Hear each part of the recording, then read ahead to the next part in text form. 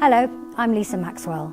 Some of you might recognise me best as DI Sam Nixon from ITV1's police drama The Bill, but I'm actually here today to talk to you about real-life crime, and in particular, antisocial behaviour, which can have a devastating effect on someone's quality of life. I want to tell you what you can actually do about this.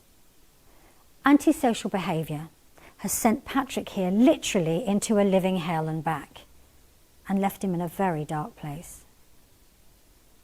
I feel I've got two enemies. The man next door who's making my life hell, and the people I complain to who don't seem to be listening. I went next door to see the man about his loud music.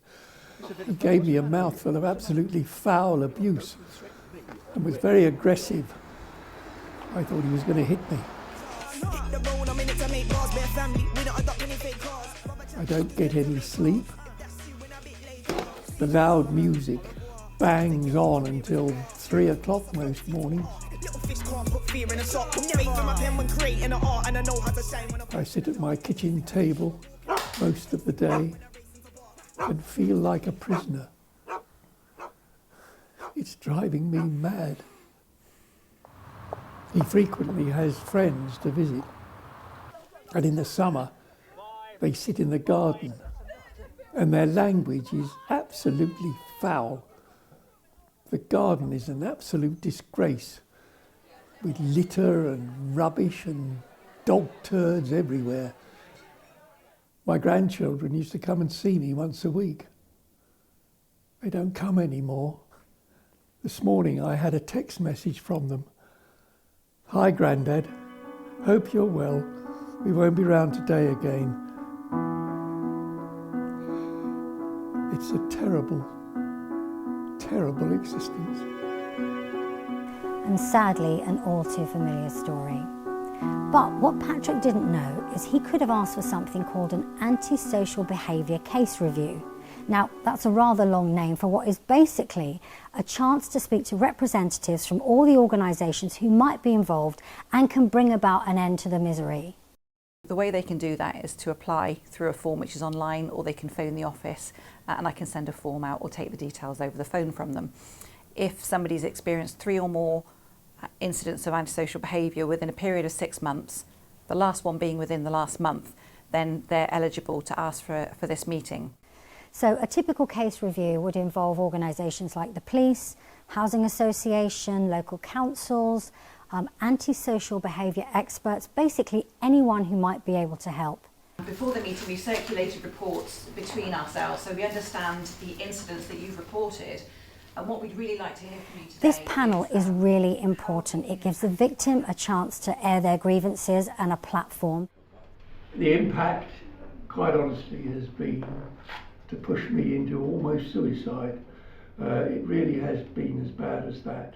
It also gives the panel a chance to meet the victim in person and find out what is really going on. Sometimes people think antisocial behaviour can be low level, but it really isn't. If you're in your own home and you're being affected every single day by somebody else's behaviour, that's having a huge impact on you. So I think from the panels I've already coordinated, people find that process really helpful to actually be heard. They obviously share the information they've got to share. They leave after 20 minutes, and then the professionals around the table will really focus and concentrate on what they've had to say and how we can try to resolve the antisocial behaviour and to make their lives better. From a policing perspective, we often see the crime reports coming in, and a lot of the time it's just text on a screen.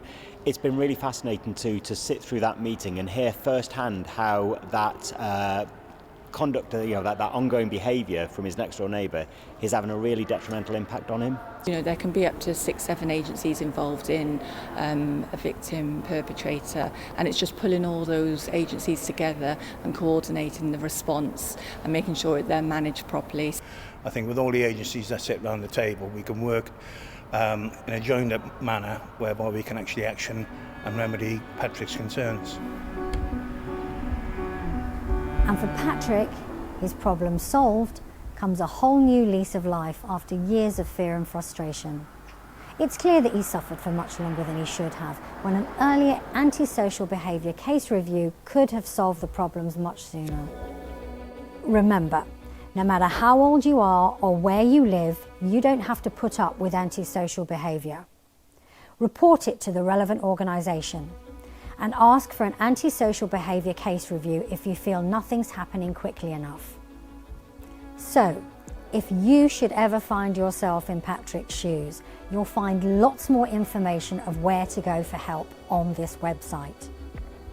Because if you are struggling, we understand how difficult it can be. I wish you the best of luck.